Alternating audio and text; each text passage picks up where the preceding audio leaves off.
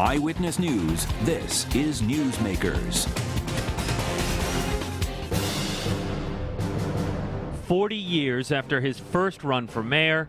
Today, with a sense of humility, contrition, and confidence, I announce to you my candidacy for mayor of Providence. Vincent Buddy Cianci is back on the political scene. What is the independent's path to victory or loss? And what do the aftershocks mean for every other race on the ballot? Our political roundtable breaks it all down this week on Newsmakers. Welcome to Newsmakers. I'm Tim White. Joining me this week on the political roundtable to my right, we have WPRI.com reporter Ted Nesi, Scott McKay from Rhode Island Public Radio, and to my left, as always, Joe Fleming, our Eyewitness News political analyst, and we welcome back Kara Cromwell, a political strategist. Everyone, welcome back to the program. It's really good to have you. Great to be here, Tim. What do you think we should talk about? Gee, There's nothing going on. It's so quiet. So I think people like to say they wouldn't have been surprised either way with Buddy Cianci and his decision. I agree with that. Let's go around the table. He's announced he has until July 11th, right, Ted, to get the number of signatures in to actually be on the ballot. Is Buddy Cianci the next mayor of Providence, Ted? Maybe. You're acting like the politicians on the debates. Wow. You know that, Scott. he has a good chance of winning. He really does. And I am not betting against him, I guess is what I should say. Given the multi-candidate nature of the race, this thing seems set up for an improbable, implausible comeback. What do you think, Joe? He's in a good position right now. I think if he ran as a Democrat, he would have had more problems. But I think right now as an independent, he's in a good position because of the field. I want to explore that a little bit more in a bit. Kara? Yeah, I agree. He's created a path that he can win. Is he the incumbent in this race? No, he's not the incumbent. I think he's going to try to make David Cicilline the incumbent. No, Yeah. I think he is the incumbent. I mean, I think there's a lot of people that still consider him to be the real mayor of Providence. They call Angel Tavares Angel. They don't call him the mayor. And then Buddy walks around and people refer to him as the mayor. I think in a lot of ways he is the incumbent. He's the best politician in the campaign. That's true. There's no question about Well, that. he's certainly the most tested. I mean, Yes. the one thing that he was wise in choosing this race is that, frankly, there's no one else in this field who has really proven that they can be elected to anything citywide. Who really hasn't. Mike Solomon is the only person in the entire race who really has any city hall experience, and I think he's going to play that up. Oh, yes, definitely. So let's, Joe, we'll start with you. Yep. Where does Buddy in the city, kind of educate everyone, where does he do well and where might he struggle? Well, I think it's going to do well over break even on the east side, at least, because of the field at this point. Again, a lot's going to depend on who the Democratic candidate is. If it's Michael Solomon, I think the east side's going to be divided up. I think over in Elmhurst, in that section, it'll also be divided up. I think in the minority communities, again, if Michael Solomon's the candidate, I think Buddy's going to do pretty well in the minority communities. I think Elorza could be the toughest opponent for him. The reason I think is, the other thing you forget about is Buddy on a televised debate. The history is he's ridiculously good. We all remember the Big Dipper and the Little Dipper. We remember Do we all remember the Big Dipper? I don't. No, but the Rhode Islanders of a certain age, right? That would be me and Joe. Remember the 1990 race against Arnaldo, Democrat, and Fred Lippitt. And you know, Buddy, again, these kinds of races give you when the general election looks like a big primary. This is where you get the 36% Governor Chafee. This is where we got the 34% Mayor Cianci. And so this really, I think that there's a ceiling of 40 to 45% of the people in Providence who won't vote for Cianci under any circumstances. You know, we've been throwing around a ton of names about the other candidates in this race, so we can get everyone up to speed and try and keep up with us on the roundtable. I want to bring up who the other candidates for mayor are. We have Democrats Brett Smiley, Michael Solomon, Jorge Elorza, and Chris Young. Then we also have Republican Daniel Harrop and recently turned independent Lorne Adrian, which I think has a big impact for Buddy in this race. And then we have two other names, Ronaldo Cantone, who's a Democrat, and Jeffrey Lemire as an independent. Again, they all have to get their signatures in order to actually make the ballot by July 11th. So there was a lot of talk. I think last time we had a roundtable, we were discussing the possibility of Buddy going on, running for mayor, that he would run actually as a Democrat so we can get through a packed ballot. Then all of a sudden we had Lorne Adrian switch to an independent. Ted, do you think that impacted Buddy's decision to go as an independent? Undoubtedly. I mean, I can't count now how many conversations Joe and I have had about this in the last few weeks about what path Buddy needs. He said everyone's saying it. He needs a packed ballot. Buddy Cianci's not going to win 50% plus one in a two-man race. That's not how he wins. It wasn't how he won in 1990. That's correct. He needs, and that's actually one of the reasons I was surprised in the end that he went with this, because he's taking a risk. He can't control. If, there are people already on the east side of Providence, for example, angling to try to get other candidates out, to try to prevent him from having what right now looks like the ballot he needs at the other end of this race. So, but I think absolutely, he said, a four-way race where I'm an independent, Lauren's an independent, and the Democrat and Lauren and Harrop are all trying to be the anti-Buddy. I'll be the Buddy, and I'll get 35% and be the mayor. You said Jorge Elorza would be his biggest nightmare, but let me ask you, doesn't Buddy and Mike Solomon kind of pull from the same electorate? So if Mike Solomon was a Democratic nominee, doesn't that also present a challenge for Buddy? Yes, it does. It does for a couple of reasons. One, Solomon is not a great media or television person. However, there's two things about Mike Solomon you have to understand. He won't be outraised financially, and he won't be outworked. And through his family, his ties, he has deep ties in Providence.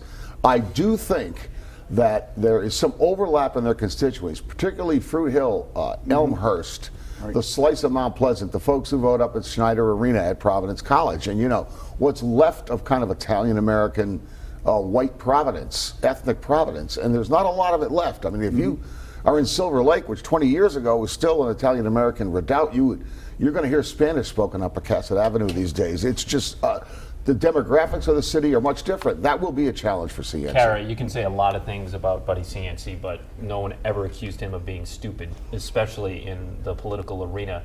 So I'm asking you to kind of second guess him. Do you think it was the right move for him to run as an independent the way it's shaping out right now? Yeah, absolutely. I mean, it's going to save himself probably almost $1 million by not getting involved in that Democratic primary.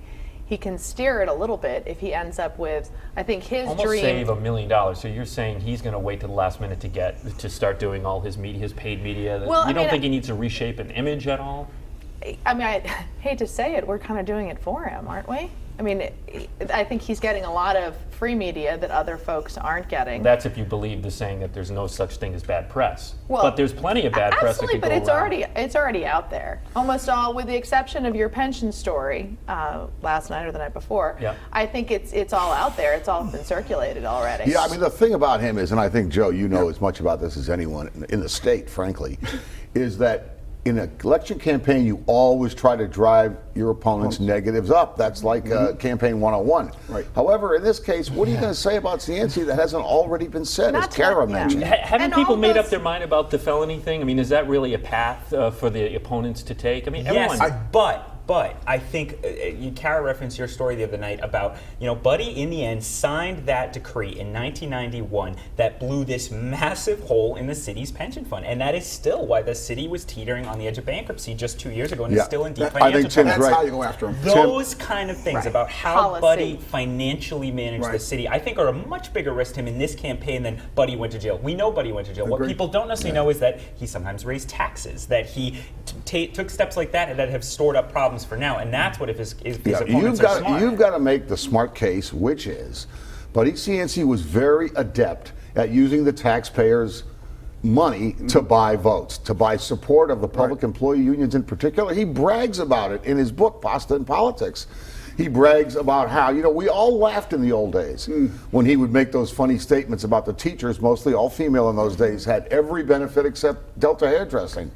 And the firefighters, all male in those days, we all laughed when he said, "You guys have everything but Delta Kumana." Yeah, but you know what? Now it's I'll not put money funny. down the firefighters endorse him coming Yes, down. I will, but you know what? Those city unions, people have to understand, they're nowhere near as powerful as they were once because residency. Residency. Right. There's Yeah. no Once, residency anymore. once you got rid of residency, they used to Very say that, true.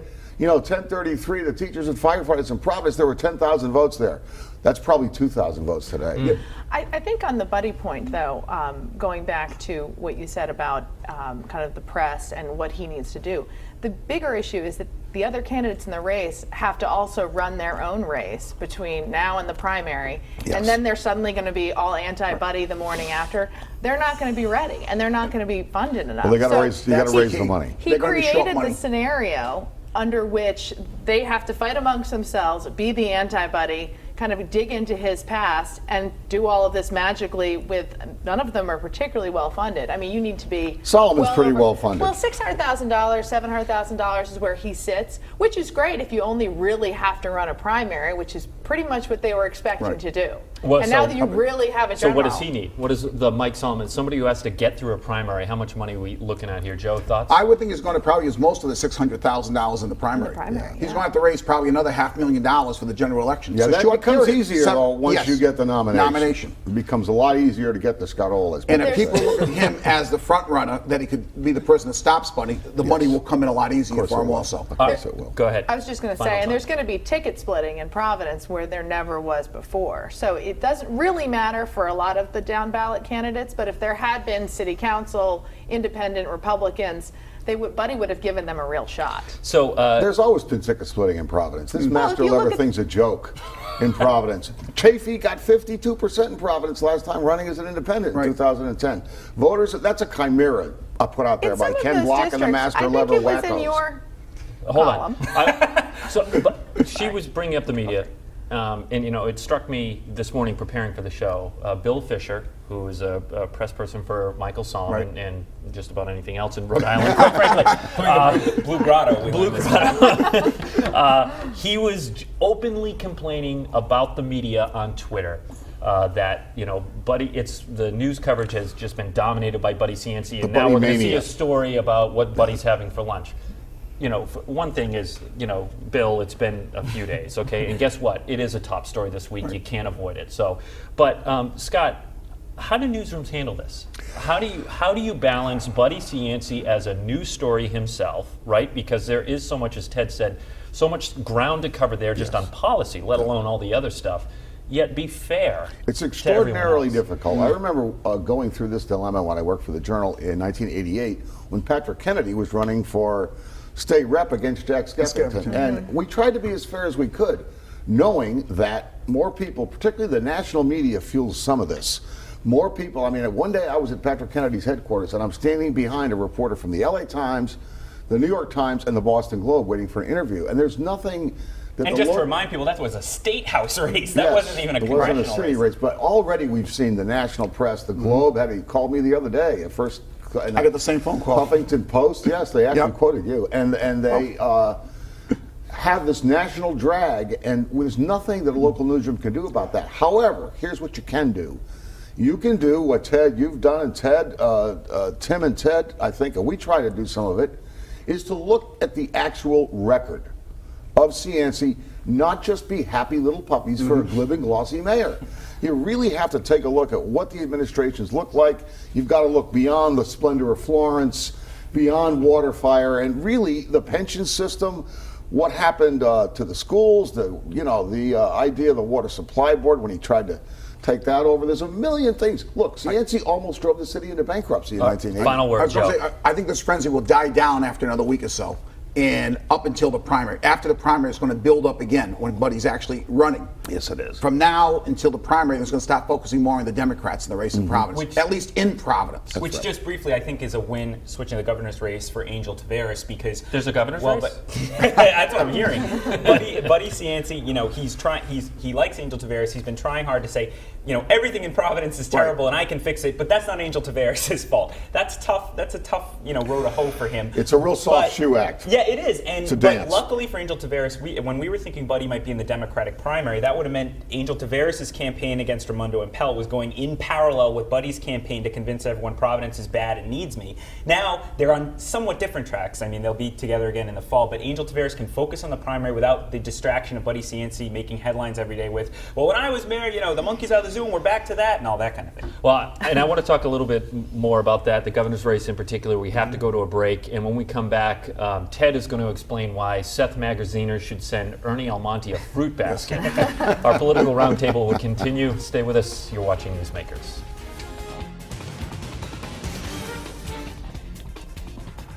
Welcome back to Newsmakers. I'm Tim White, where on this show, the best part of the political roundtable happens during the commercial break.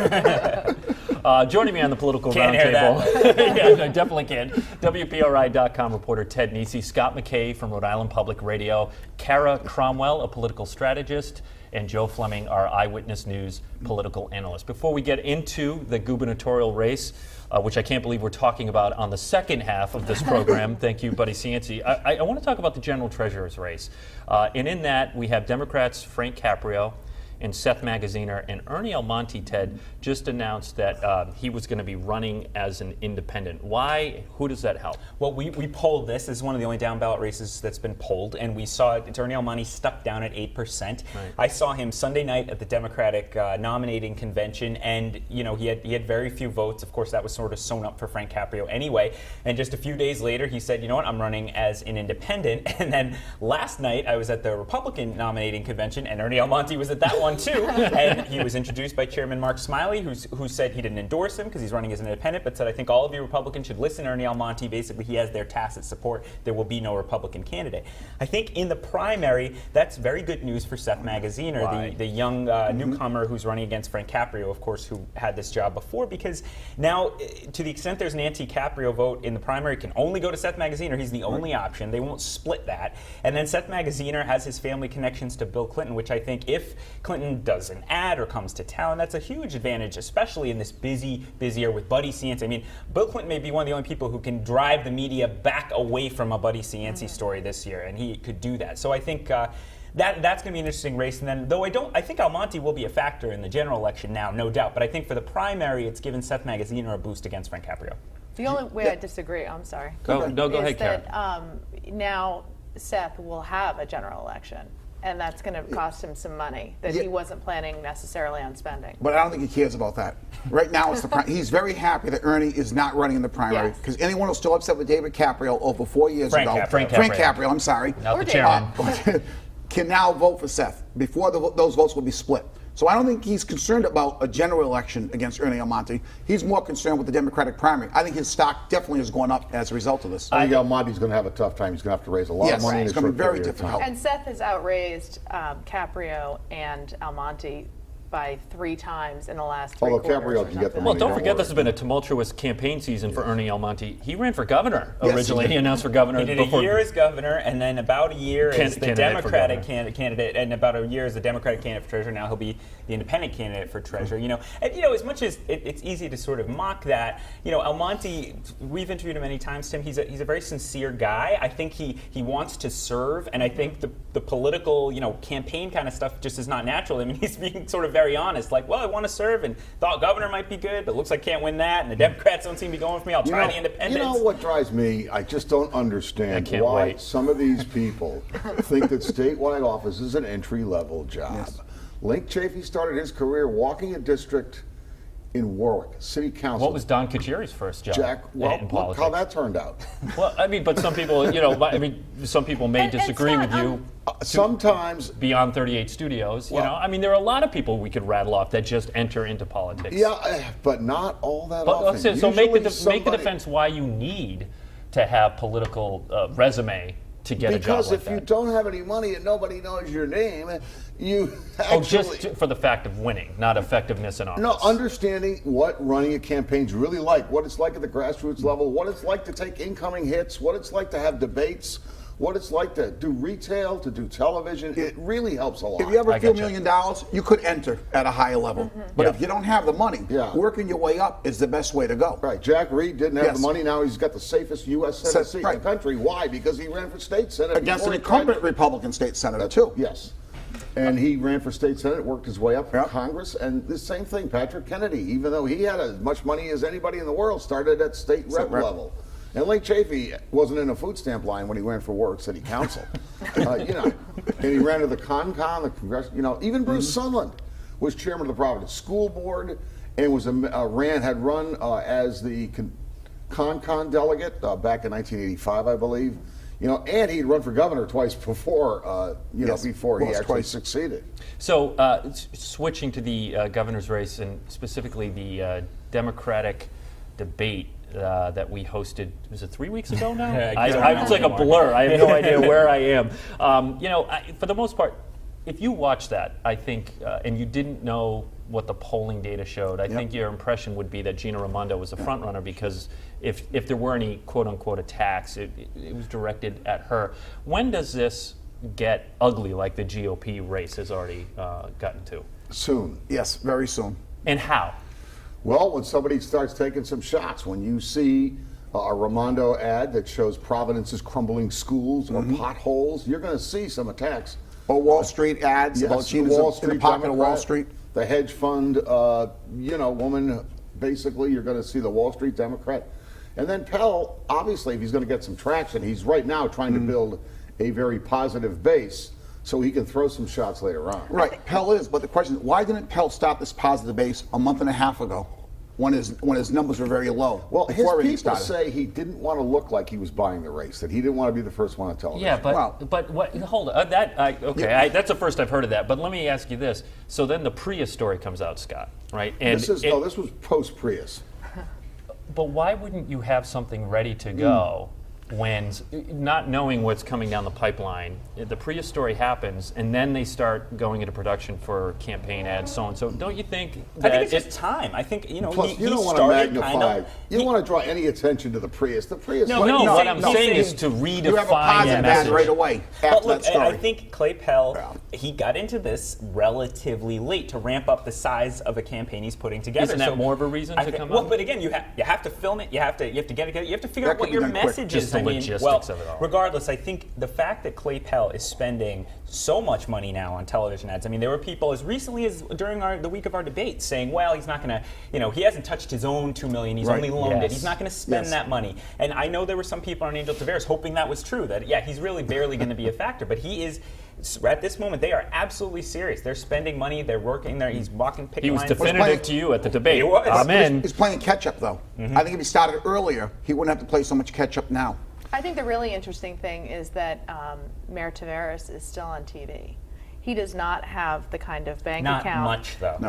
No. But he does not have the kind of bank account to carry you through. And kind of conventional wisdom is, if you're going to go up, you better stay up, especially since he's going to have to weather some attacks. You don't know how he's doing this quarter. You know what? No, there's the old Mike Donaldson trick, which is what you do is you go up and then you cut the buy in half, so it doesn't look like you've gone down. He And that's what doesn't have Sheldon enough Whitehouse. to even do Sheldon that Whitehouse much did that. and then weather an attack. I mean, Sheldon Whitehouse did that in 2006, and he did it very, very well. And I think Tavares has enough money to compete in the primary. Now, he doesn't have the huge cash bulge that Raimondo would have in a general. But the fact is, with the national Democratic interest groups, labor, the people who need things at the State House, if he gets that nomination, he will get the money to run a very strong campaign. What he I does don't have in the disagree. primary is a lot higher favorable image with the voters than Gina Raimondo.